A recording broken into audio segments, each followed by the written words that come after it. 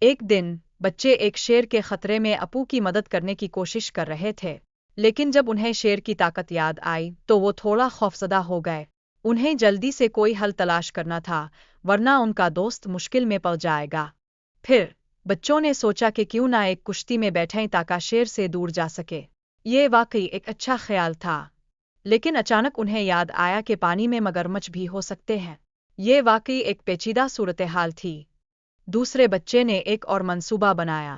انہوں نے سوچا کہ وہ ایک ٹاپو کی طرف بھاگیں گے تاکہ وہاں محفوظ رہ سکے، مگر خطرے کا احساس ابھی بھی ان کے دلوں میں تھا کیونکہ خطرات تو ہر طرف موجود تھے۔ اسی دوران مگرمچھوں کی دوڑ شروع ہوئی۔ سب نے دیکھا کہ مگرمچھ ایک دوسرے کو کھانے کے لیے کس طرح دوڑتے ہیں، جو کہ کافی دلچسپ تھا۔ یہ واقعی ایک دلچسپ موڑ تھا۔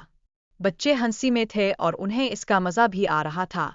اس ویڈیو میں ایک شیر کا کردار بھی شامل تھا۔ شیر نے مگرمچھوں کے لیے خطرہ پیدا کیا اور سب بچے حیرت میں رہ گئے۔ شیر کی طاقت اور اس کی دوڑ نے سب کو ان کی جگہ پر بٹھا دیا۔ کہانی میں ایک ایناکونڈا کا بھی ذکر ہوا، جو کہ ساری صورتحال کو مزید سنسنی خیز بنا دیتا ہے۔ ایناکونڈا کی موجودگی نے سب کو خوفزدہ کر دیا اور بچے سوچنے لگے کہ اب کیا ہوگا۔ پہلے راؤنڈ میں پپیوہے نے تیرنے کی ریس میں حصہ لیا۔ سب نے مل کر محنت کی اور ایک پپی نے سونے کا تمغہ جیتا۔ سب بچے خوش ہو گئے اور اس کامیابی پر خوشی کا جشن منانے لگے۔ پھر آئے دوسرے راؤنڈ میں پپیوہے نے لمبی چھلانگ لگانے کا چیلنج لیا۔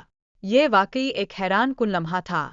ایک پپی نے پھر سے کامیابی حاصل کی اور سب نے اس کی تعریف کی۔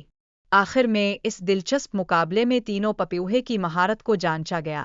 ہر ایک کی قابلیت کو سراہا گیا اور سب نے مل کر اس کامیاب دن کا جشن منایا۔ یہ ایک خوبصورت یادگار لمحہ تھا۔